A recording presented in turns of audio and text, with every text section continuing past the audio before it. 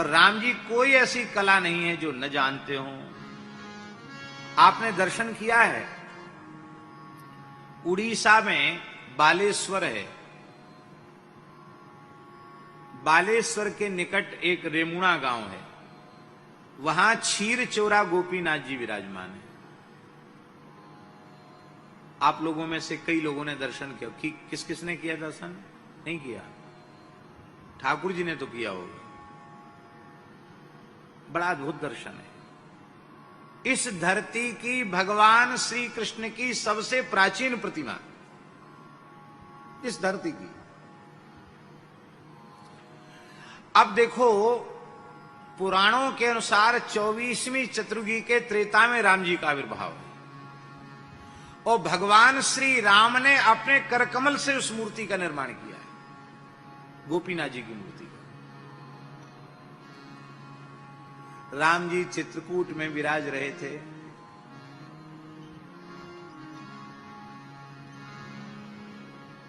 कामदगिरी पर।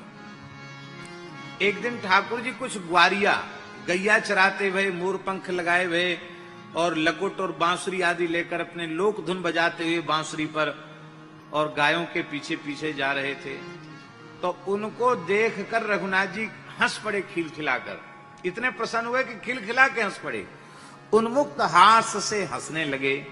श्री जानकी जी ने कहा, जय जय सरकार, आज के जैसी प्रसन्नता कभी नहीं दिखाई पड़ी, आज तो आप बहुत प्रसन्न हैं, क्यों हंस रहे हैं? राम जी ने कहा, ऐसी हंसी आ गई। नहीं नहीं नहीं, आप छिपा रहे हैं, आप अपनी हंसी का कारण बतावें। बहुत आग्रह करने पर राम जी ने कहा, प्रियतमे, 28वीं चतुर्युगी के द्वापर के अंत में वसुदेव गृह में, नंद गृह में मेरा अवतरण होने वाला है, और उस समय में ऐसे ही ग्वारिया बनकर, मोर पंख का मुकुट लगाकर, लकुट और बांसुरी लेकर ब्रज में हियो हियो करते भय गैया चराऊंगा, और तुम उस समय वृषभानु नंदिनी राधा रानी के रूप में प्रकट होगी, अनंत सहचरियों के साथ रास विलास करूंगा। अब तो ठाकुर जी, किशोरी जी हट पड़ गई कि उस समय आप कैसे लगोगे, मैं अभी दर्शन करना चाहती हूं।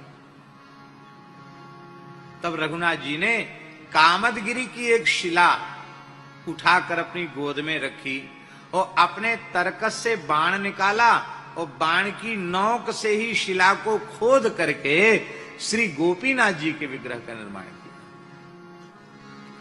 उसमें ठाकुर जी भगवान के जन्म की लीला भी दिखाई गई है, उसकी मूर्ति चारों ओर भी कलाएं, गोचारण लीला दिखाई गई है भगवान की, और रास लीला भी दिखाई गई है, कंस चाणूर वध की लीला भी दिखाई गई है।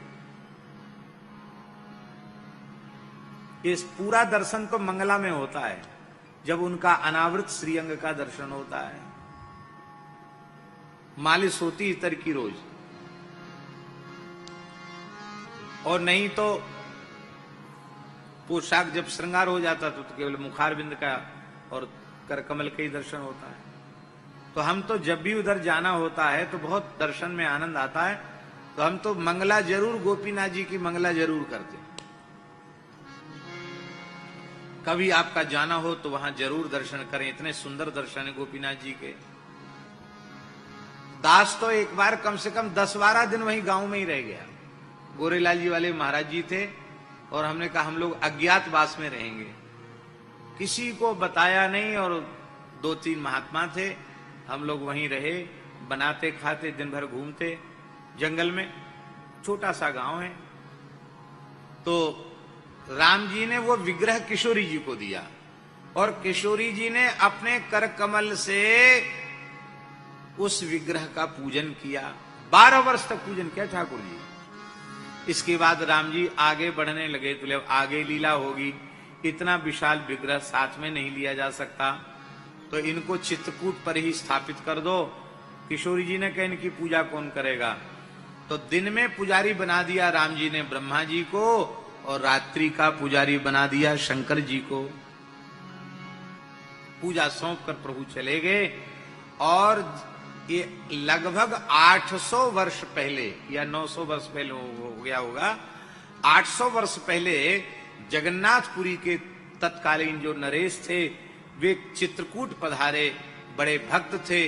कामदगिरि पर उन्होंने गोपीनाथ जी का दर्शन किया तो मन में भाव जगा कि एक जगन्नाथपुरी विराजे तो अच्छा है। ठाकुर जी से प्रार्थना की, ब्रह्मा जी शंकर जी को भगवान ने आज्ञा दे दी और वो गोपीनाथ जी को लेकर के पुरी नरेश चले चित्रकूट से। तो जहां आजकल रेमुणा गांव है उसको गुप्त वृंदावन कहा जाता है। यहां जैसे ही गोपीनाथ जी पहुंचे बोले अब हम पुरी नहीं जाएंगे, अब तो यहीं रहेंगे। तो आज भी सरकारी मंदिर है और ठाकुर जी जैसे जगन्नाथ जी की बहुत बड़ी भूमि है, ऐसी गोपीनाथ जी की भी पूरी नरेश के द्वारा दी गई भूमि। हम समझते हैं कि अब तो बहुत सा कुछ नष्ट हो गया, लेकिन अभी भी कम से कम 800 एकड़ भूमि है गोपीनाथ जी की। गौशाला भी है। क्षीर चोरा गोपीनाथ, क्षीर कहते हैं उड़िया भाषा में, अधोटा दूध को क्षीर कहते हैं। एक तरह की रबड़ी समझो, उसको क्षीर कहते हैं। हैं? हाँ जी जी, वो क्षीर होता है। उसको श्री चैतन्य महाप्रभु के दादा गुरु जी श्री माधवेंद्र पुरी जी जब वहां पधारे तो ठाकुर जी का मंदिर बंद हो गया था। तो गोपीनाथ जी ने अपने पीतांबर पटका में ठाकुर जी एक क्षीर भांड छिपा लिया और इधर माधवेंद्रपुरी जी दिन में भिक्षा नहीं किए थे, बहुत भूख लगी थी, आकर एक वृक्ष के नीचे पौड़े। तो उसी समय गोपीनाथ जी ने पुजारी को स्वप्नादेश दिया कि तुम तत्काल स्नान करके, अर्धरात्रि का समय भले ही है लेकिन मेरा मंदिर खोलो, मेरे एक बहुत प्राण प्यारे भक्त स्वामी माधवेंद्रपुरी जी यहाँ विराज रहे हैं, भूखे हैं, एक यति भूखा रह जाए हमारे निकट ये संभव नहीं है। तो पुजारी ने कहा महाराज जंगल है, रात्रि को क्या खिलाऊंगा? बोले वो आने वाले थे इसलिए मैंने क्षीर भांड चुराकर पीतांबर में छिपा के रखा है, ये उनको पवा दो। तो पुजारी ने स्नान करके मंदिर खोला और क्षीर भांड उन्हें अर्पित किया। वो इतने आनंदित हुए महाराज जी कि वो मिट्टी तक खा गए। वो मिट्टी का होता है भांड, वो पूरा खा गए। आज भी माधवेंद्रपुरी जी की समाधि वहां है। श्री चैतन्य महाप्रभु भी वहां पधारे और श्री रसिकानंद प्रभु ने तो सदैव गोपीनाथ जी के श्रीअंग में प्रवेश किया।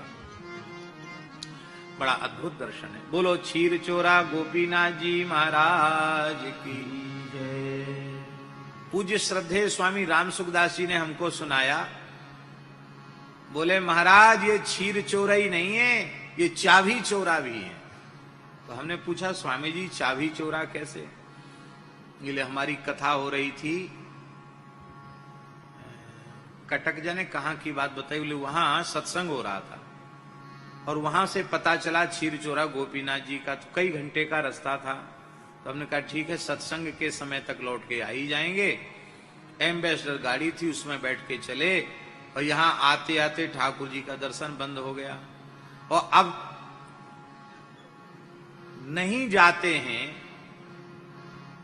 उसी समय वापस, तो सायंकालीन सत्संग में पहुंच नहीं पाएंगे। सुबेरे का सत्संग प्रार्थना वगैरह तो करके स्वामी जी चले थे, लेकिन 4-5 घंटे का रास्ता था तो मंदिर बंद हो गया। श्री कृपा बिहारी भगवान की जय। तो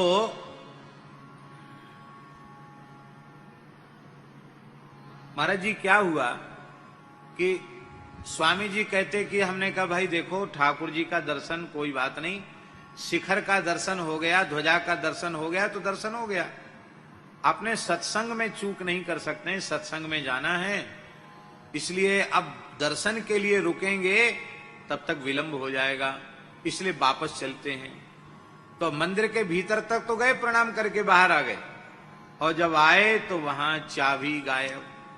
एम्बेसडर गाड़ी थी, एक ही गाड़ी थी, चाबी गायब। अब तो रोड वगैरह बन गए, वहां वाहन भी जाने, पहले वाहन भी नहीं चलते थे उस जमाने में। खूब खोजा चारों, चाबी मिली नहीं। अब पैदल तो पहुंच भी नहीं सकते थे। तो स्वामी जी बोले अब जैसी भगवान की इच्छा। सत्संग नहीं पहुंच पाएंगे तो नहीं पहुंच पाएंगे, बैठो, तब तक दूसरी गाड़ी का प्रबंध करो। बैठ गए। लगातार खोज चलती रही चाबी की, ठाकुर जी चाबी मिली नहीं। और जैसे ही उत्थापन का दर्शन ठाकुर जी का खुला कि आवाज आई कि ठाकुर जी का दर्शन खुल गया, चलो चलो दर्शन करने, दर्शन करने। स्वामी जी भी चले गए। ये घटना स्वामी जी ने स्वयं सुनाई दास को। बोले हम भी दर्शन करने चले गए। जब दर्शन किए और बढ़िया से दर्शन हुआ, प्रसाद भी मिला, और जैसे ही पर्दा आया कि हम बाहर की ओर आए तो एक बालक आया और बालक ने हमारे हाथ में चाबी दी।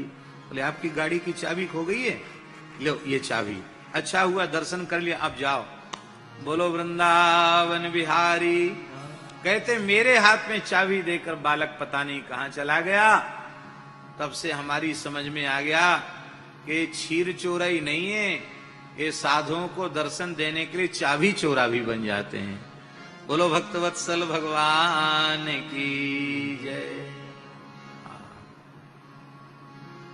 तो राम जी मूर्ति कला में, स्थापत्य कला में कितने कुशल हैं, ये किसी को देखना हो तो क्षीर चोरा गोपीनाथ जी के विग्रह का दर्शन करना चाहिए।